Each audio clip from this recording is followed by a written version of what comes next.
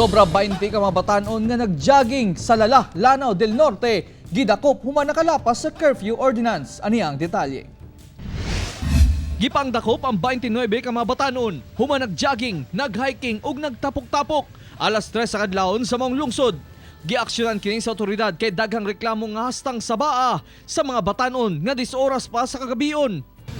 Dugang pahimangno nga mga batanon, kabatanunan nga 21 paubos, dili mga gawas-gawas panahon sa kagabion, musulod sa 8 p.m. to 5 a.m.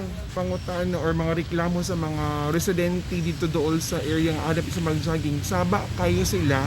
At the same time, curfew time pa siya kay above 5 p.m. sila nanggawas na saba-saba.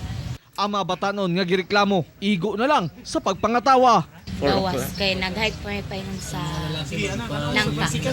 Oh, sa Langka. Para sa jogging day. Kuan. Bago kami nagkuan ko nag-jogging. First time mo jogging.